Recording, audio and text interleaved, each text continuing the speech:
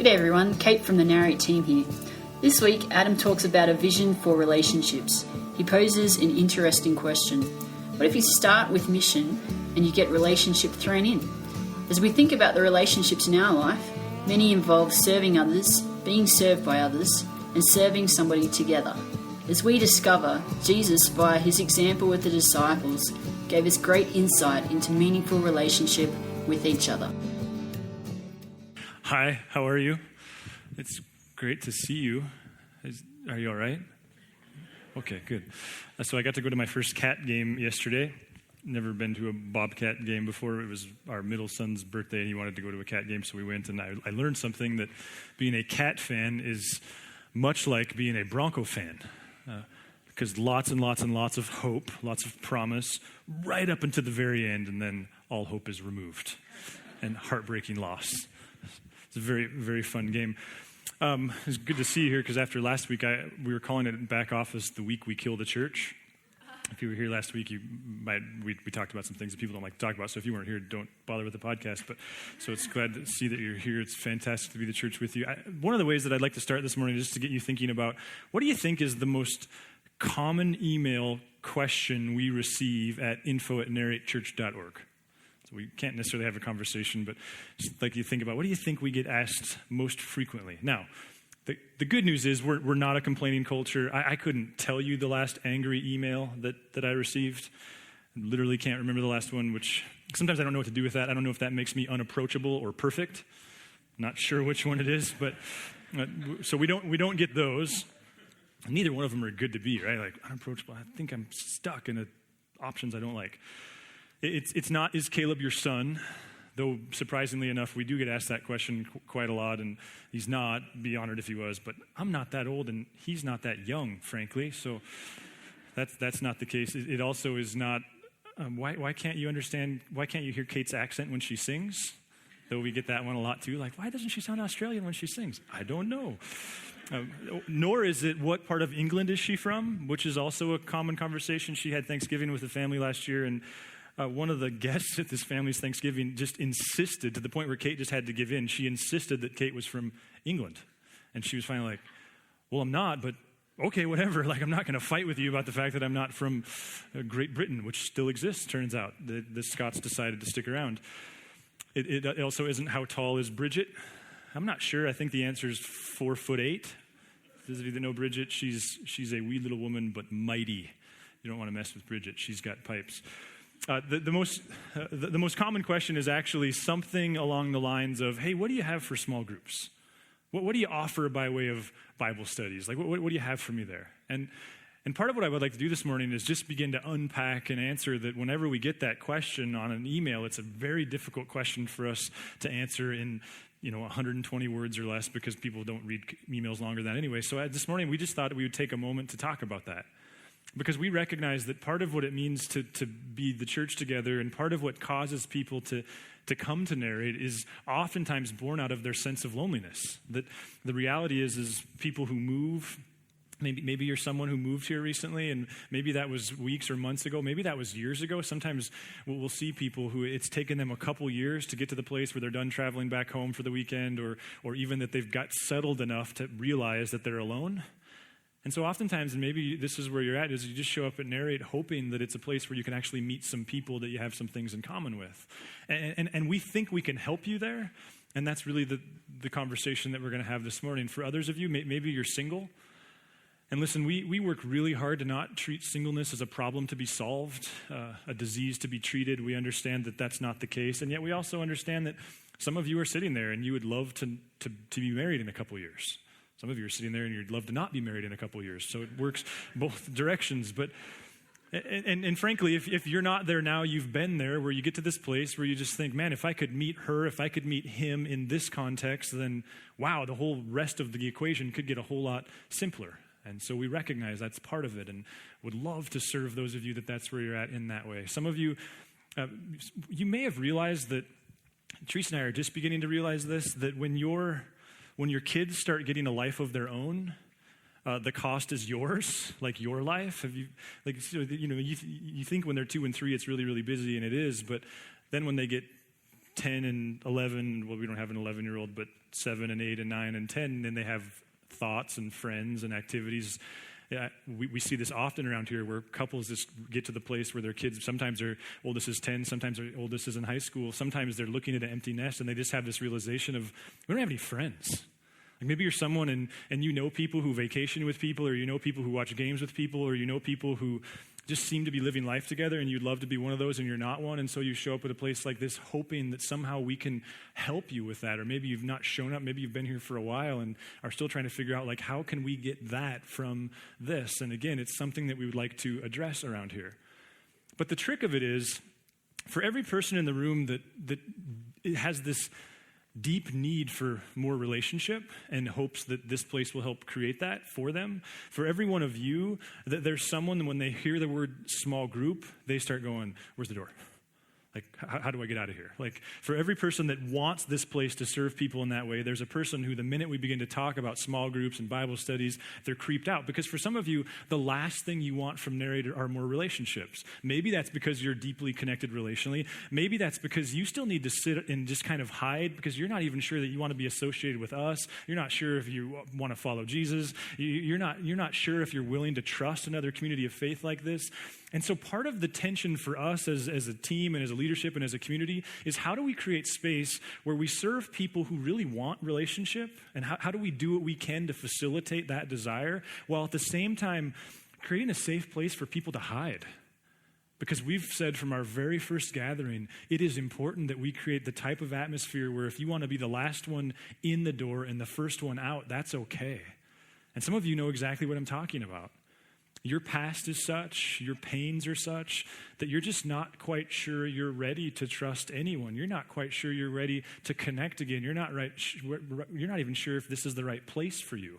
I mean, you're looking at the V-neck theme going, is this a cult? Like, everybody on stage had a V-neck today. What's the deal with this place? Did you notice that? And they celebrate Christmas in September. I mean, I'm just not sure if this is the place for me. And so there's a tension there, I guess is what I'm getting at. And to understand us is to understand that we're aware that there's this tension between those who want to connect and those who can't wait to come to the door and get greeted by somebody. And then there's those of us who are like, is there a door where I don't have to see anybody? Like, is there a door where I don't have to shake anybody's hand? The answer is yes. Come see me, because I use that door and I'll help you find that door.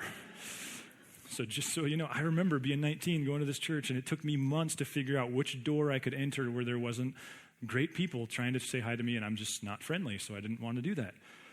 So this morning, what I want to do is, before we start this series called Necessary Endings here real soon, and it's the series that we've been very excited about for this fall, before we jumped into that, it just occurred to us that it's been a while since we've talked about community and connection and relationship and how this leads to that and how we might be able to serve you in that way. And so we just thought it would be strategic, especially because so many of you have become a part of this place in the last couple of years, and we haven't talked about it for a while, that we talk about it. And for others of you, through the process, those of you who've been here longer, you've probably along the way developed some things. And I think just bearing in mind where we started is actually a very healthy thing. See, here's the question that I would like to pose this morning, and I'll just kind of try to come at it from several different angles, but it's simply this. What if when you start with mission, you get relationship thrown in? That, if you were to summarize the way we think about relationship around here, it would be, and we're going to talk about how we make those observations from God's character and Jesus' life.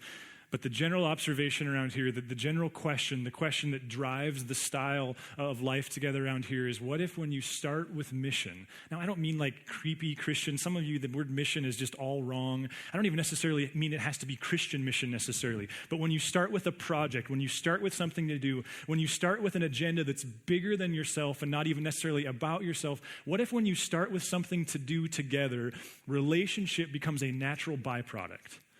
But when you start with relationship as the goal, what you get is weird, creepy. What you get are these lofty promises that can't be delivered. See, here would be a challenge. Just stop and think about the people you feel most loved by, the people you feel most connected to, the people you feel the strongest connection with, the people that you love the most. And I'll bet you there's one of a few things that go on in that relationship. I'll bet you it's either someone you serve, or someone that serves you, or someone you serve with. And the question that we'd like to ask this morning is, what if that's the case because that's the way God has wired us? Now, relationships are a funny thing, especially in churches. In fact, I think if you were just to observe most of us churches, our mission statements and the way we talk about community, you would assume that we've got it nailed. In fact, if all you did is open the New Testament and read all of these lofty promises that Jesus makes about relationship, you would assume that churches are the most connected people in the whole world. We make these statements like, give us your name in 6 weeks and we'll give you 6 best friends or your money back. But what if it doesn't work that way? What if it's a little trickier than that?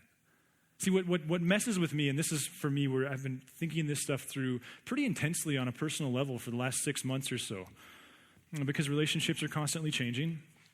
But part of what stood out to me is, isn't it weird that all of us, like everyone in the room, every person on the planet, every person, no matter your socioeconomic status, no matter your education level, no matter your age, no matter what era you lived in, no matter your religion or beliefs about Jesus, no matter what it is about you that makes you unique to every other 6 billion people on the planet, all of us, we agree we're made for relationship. Now, if you have a whole bunch of people who agree on that one thing, wouldn't you expect that they're all connected? That they all have it going on, that they all are fulfilled? And yet, part of the assumption that I'm making this morning is based upon an observation, and that observation is I think most of us are playing poker. I think most of us, what we have in our hand is deep disconnect. I think what most of us are holding is a great deal of loneliness. But the trick of it all is we think our situation is unique. Where it gets unhealthy is we think we're the only one that feels that way. And what can cause us to become really bitter is we start thinking that something's going on with us and there's these other people and they're connected and they're the best of friends and we're not a part of it. And what if that's when we start using words like click? Like what if the term click, what if it's actually based upon a really faulty assumption? What if when you use that word, when you've used that word, when someone uses it against you, what if it involves someone making assumptions about others that probably aren't true? That there's this tightness and this withness that they have and I'm not a part of. What if everyone kind of feels the same way? See, relationships are something we need, but isn't part of what makes it so hard is they're so darn painful? Like we need them, but we find ourselves going, is the pain worth it? Is the cost of loss worth it? Is the vulnerability worth it? I have a friend who's a small business owner, and he several months ago, he had an employee who was arrested, and it was a type of arrest that had the potential to land his employee in Deer Lodge. And his economic situation was such that he didn't have the money to retain an attorney who not necessarily would get him out of it, but this was the type of arrest where maybe rehab would be a better option than prolonged prison, but probably without the intervention of a really good attorney, that wasn't going to be the case. And so my friend's employee was just out of luck until my friend gave him the money needed to retain the attorney to go get the level of representation that might help him get more help than he might otherwise get. And for months, he walked with him. He stood by him. He endured the criticism. He endured the days where he had to miss out because he had to go talk to an attorney or his attorney. All that, all the mess that you could imagine came with that situation. He stuck with him through all of it. And finally, his employee's day of vindication came, and in fact, this attorney was able to do the thing that everyone had hoped. He was able to negotiate probation and treatment and staying in his community rather than being transported to Deer Lodge and uprooted and all those things. And listen, I'm not trying to make political comment on which is better in every case, but this was just this case. And there was a sense of jubilation. There was celebration even between my boss and his employee and friend. And then the next day, the strangest thing happened. The next day he was scheduled to go to work, and my friend's phone rang, and his employee called and said, hey, just want you to know I'm not coming to work today. I actually got a new job, and I'm not going to give you notice because this new person's going to pay me just a little bit more an hour than you were paying me. So thanks. See, I don't know about you, but like the reason I get cynical when people start talking about relationship is because those are the stories that are left out. Like that's the real stuff of relationship in my mind. That's the stuff where you go, oh yeah, pretty, pretty, pretty. What do you do with that? That's the pain. Like, have you noticed that relationships, yeah, they're necessary. Have you noticed they're also gut-wrenching? And here, listen, I don't know what you've concluded about Jesus and the cross and the tomb, whether or not the kingdom of God really is breaking in because of him and his people. But one of the things I love about Christ and the Gospels is that his story, it so mirrors our story. And if your experience of relationship is you make yourself vulnerable and then you get kicked in the teeth, that's Jesus' story. In fact, his best friend on earth was a guy named John. And John, long after Jesus died and resurrected and ascended back to heaven, he wrote a book called The Gospel of John. And in those first few verses of that book, John, I just picture that he's reflecting on, okay, big picture, who was Jesus? What was he about? What was his agenda? And in verse 10, he says this, he was in the world, and though the world was made through him, the world didn't recognize him. See, we can all relate to that, right? We can all relate to, like, he was the boss, he was the friend, he was the one who showed up, he was the one who did everything that served people. It was his business. He was the employee that brought all the money into the business. He was the one. And yet no one seemed to care. And there was no gratitude expressed, nothing reciprocated. He came to that which was his own, but his own didn't receive him. It's the parent who hears a child say, I hate you.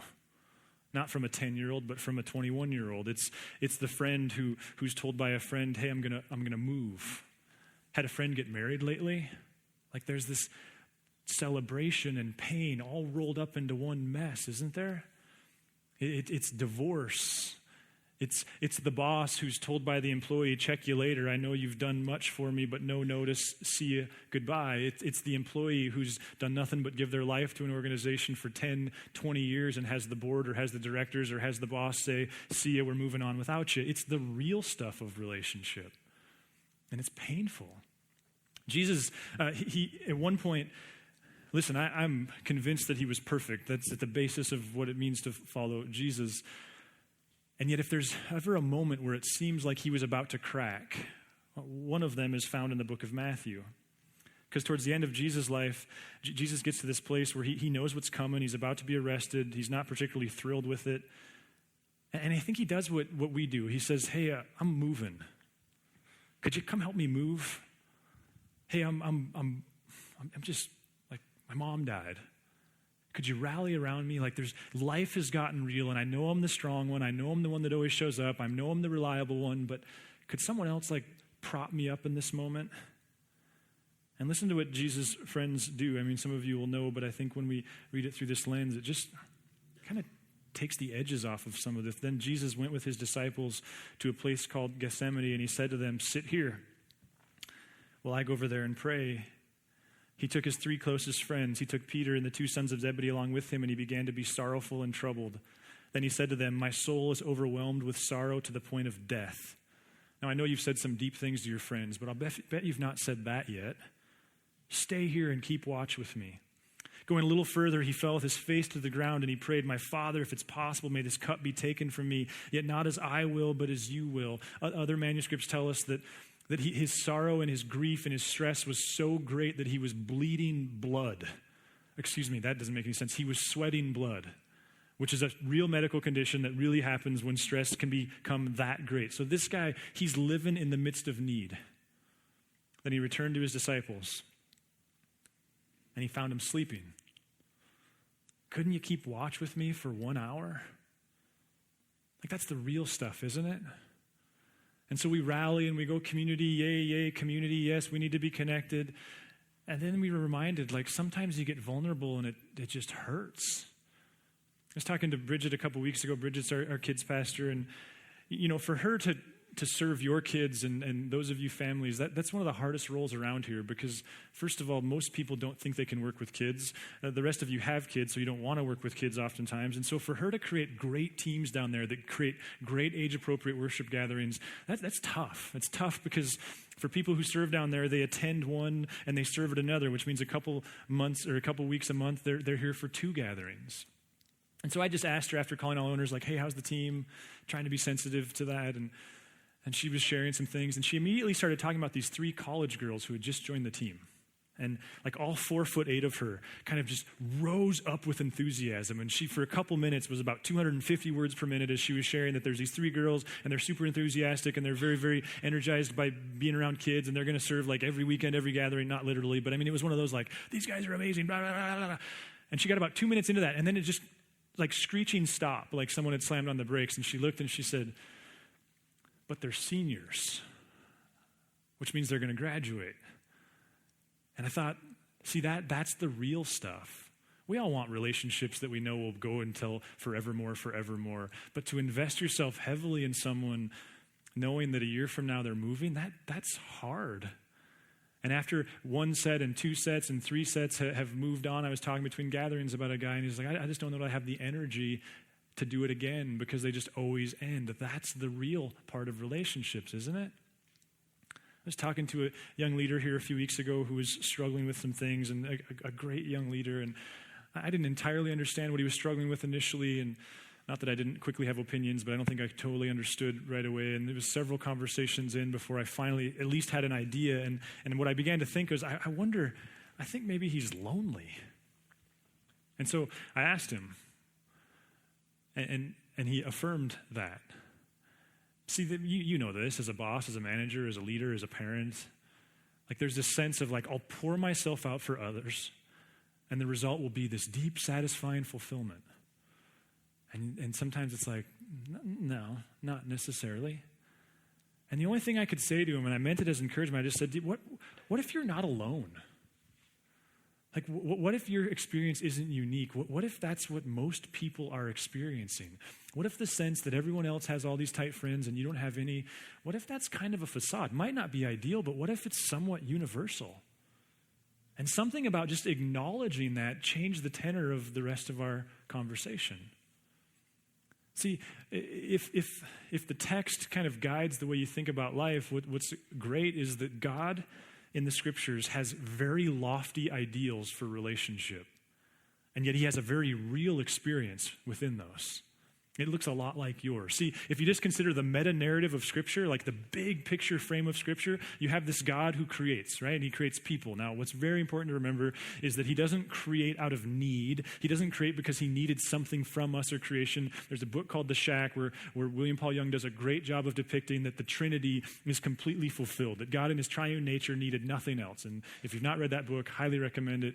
Plus, it's riddled with controversy, so you can go on blogs and have arguments with people. And it's a fantastic book that just portrays, this is kind of a tangent, but this very important theological principle that we don't think of God as a God who necessarily needs us. Instead, he creates us out of desire.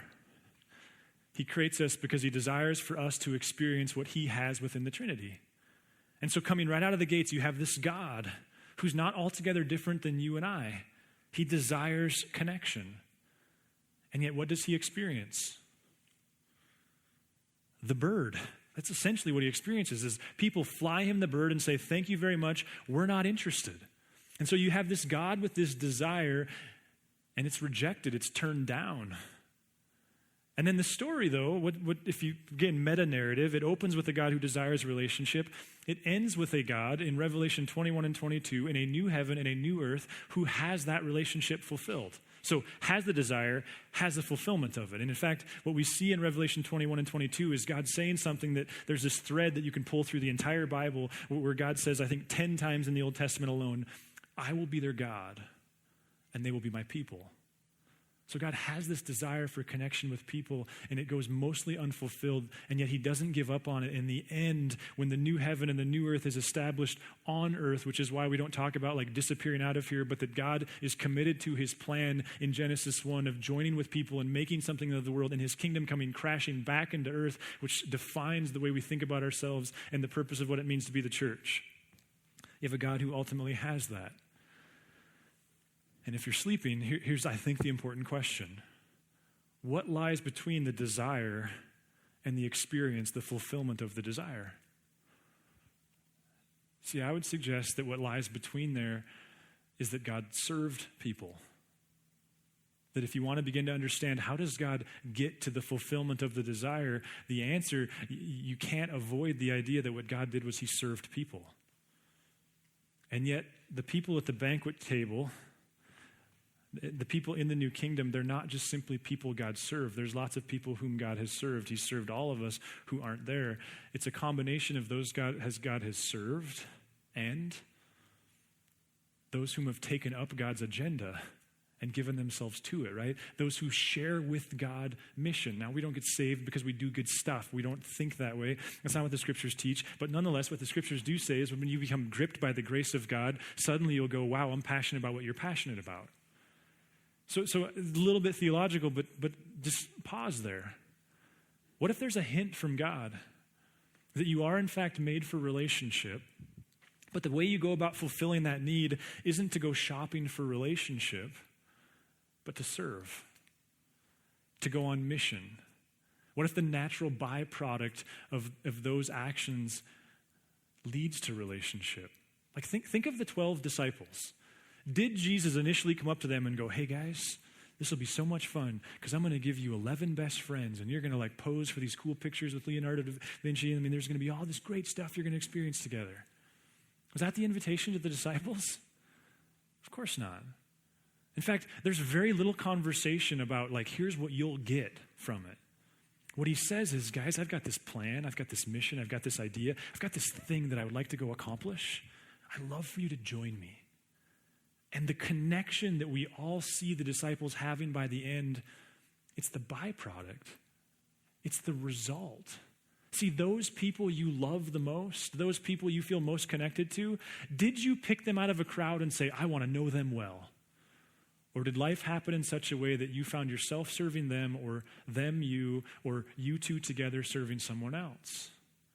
What if God made you for relationship, but he made you to accomplish it but by not looking at relationship but looking at something else? There's this guy named David Casey who over the last year and a half or so I've become pretty good friends with, and I think he's the type of friend that now when I think of him, I'm like, oh yeah, we got a lot in common and we do lots of things together and blah, blah, blah. And then this summer, our schedules were such that we haven't interacted much at all. And so I found myself thinking last week, man, if David and I are going to keep our friendship from slipping, we're going to have to, and then that's when it hit me.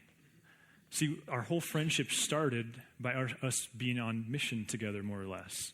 He's a guy who loves the local church, and initially that involved, we partnered with him with Ales for Trails, and then that led to him doing some leadership stuff around here. Some of you know exactly who I'm talking about. You know David. And then what really kicked our relationship into gear was he and I committed to training for a race together. And it was a 30K, and it was a big race, and we spent hours and hours and hours together, and last May we ran in that race. And then the summer happened. And what hit me last week was, oh man, if David and I are going to keep our relationship intact, we're going to need a race. Why? Because we weren't united because we're like, hey, let's be pals. No, we were united by a mission together, something as trivial as a race. What if that's the way God made you? Listen, I'm not trying to be insensitive to the desires that we all have for relationship and connection and couples that we hang out with and any of those things. But what if the way to get there is to stop looking for the relationship and start figuring out where to serve? Like, what if you were to join the kids team? What if you were to start making coffee? What if you were to come scatter with us this Saturday? What if you were to start doing things and then every once in a while looking over your shoulder and seeing if there's somebody you connect with on a little bit deeper level? What if you stopped looking for Mr. Right or Mrs. Right? What if you just started chasing after certain goals and agendas and periodically looked over your shoulder to see if anyone was with you? Listen, it doesn't have to even be within the context of this place. There's all kinds of great things to do in the community. You can join a club. You can train for a race. You could go be a big brother at Big Brothers and Sisters. You could join Prickly Prairie Land Trust with some trail stuff. There's all kinds of things. What if we get ourselves in trouble when we try to control it? You know, the thing that I said to every wedding that I did this summer, and I still haven't decided whether it's worthwhile enough to be worth the awkwardness of it, because one of the first things I would say to every couple when they got up to the front, you know, before we do the vows, which is what everyone's there for, and there's this wah, wah, wah, wah thing that has to happen in between that and that, is I would look at the bride and I would say, okay, so I got to ask you a question. What if 2 years from now he stops loving you? I'm like, that's not the question you're supposed to ask in these situations, right? And I would look at him and I'd say, what if 6 months from now she stops loving you? And again, like they can't hear anything I'm saying anyway. I'm mostly talking to the audience. I mean, they can hear it, but that's not what they're thinking about, right? Let's just be honest. But the point that I was making, and the thing that had been so deeply embedded in me in the last 6 months or so as I've processed relationship, was that the reality is there's nothing she can do about that. And if we're to be honest, there's nothing he can do to prevent that. And the point that I would try to draw out with them is just please bear in mind that, dude, she did all this and she's here not because you controlled it, but because she chose to. And like, bride, oh precious bride, who's kind of bridezilla bride, like none of you have ever been bridezilla, I'm sure. Oh bride, he's not here because you coerced him or made him. He's here because he chose to. And isn't the trick of relationship, the trick of love, is it starts, whether from a friend or in romance, it starts as an unexpected blessing. And over time, we become dependent upon the thing that we didn't ever intend to have. It starts as a blessing, and then we become dependent upon it. And if we're not careful, and this is marriage 101, isn't it? If we're not careful, we become so dependent upon what we're receiving from the other that we feel the need to control it and to coerce it and to ensure ourselves that we'll always get it. And yet the problem is God himself demonstrates you can't control people. You can't control relationships. You can't ensure yourself this outcome 10 years or 10 days or 10 minutes from now. See, when we start controlling people, when we start doing things because of the end that we want from people, at best we end up with business partners. People who are fulfilling obligations. People who are fulfilling a contract. We spent a whole series on this several years ago called Robotic Love. And the irony is we start controlling another person for fear of losing them, but in the act of controlling them, we've already lost them. What if what is almost intuitively true in marriage is just as true in friendship? And what if, to the degree that you desire connection in a couple or even a future spouse, what if the way to go about that is to give your life away as a ransom and to see if the people who are passionate about the projects you are passionate about, if maybe there's people among that group that you have connection with? Maybe you're someone here this morning and God seems very wooden, very cardboard, very distant. Maybe you have a friend or a sister or a coworker who the way they talk about Jesus and spirituality, you so admire it, but for you, at best, God is an abstract truth, and at worst, you're not even sure that he exists. Maybe what the scriptures are telling us is that what makes for a great relationship with God is the same thing. That you don't have a great relationship with God by going, I'm going to have a great relationship with God, I'm going to have a great relationship with God. But you have a great relationship with God by giving yourself to his mission, by being about things that are bigger than yourself. And in the process of joining with him and what he's doing, as Jesus would say, wherever your heart is, there your treasure is. Wherever your treasure is, there your heart is. Excuse me. That's not a threat. It's just it's just an observation.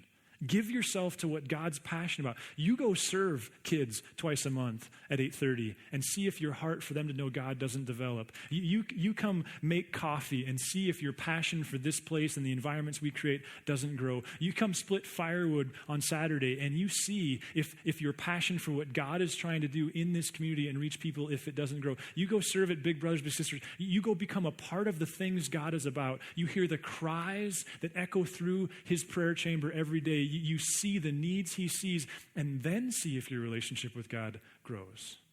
Maybe there's this challenge. Maybe for you, you need to put down the book and set aside the Bible study and stop trying to think your way closer to God. What if you were to start serving your way closer to God? Putting yourselves in positions where he has to show up. Then maybe he'll move beyond the cerebral. And listen, what makes us a community and a church is the fact that for many of you, you've been doing this. And to that I say good job. And I think there's embedded in this a bit of a prophetic warning, if I will. And that is that in the process of going on mission with people, you develop friendship with people, you begin to love people, and if you're not careful, what started as a blessing and a byproduct becomes the end unto itself. And the result will be the loss of everything. What if we couldn't make it 5 years as a church on mission to serve people? What if we could make it 10? And we understood we needed relationship with people, but we understood the way to get there wasn't to go after the relationship with people. If you would like to engage further with Narrate Church, you can find contact information online, www.narratechurch.org. We would love to hear from you.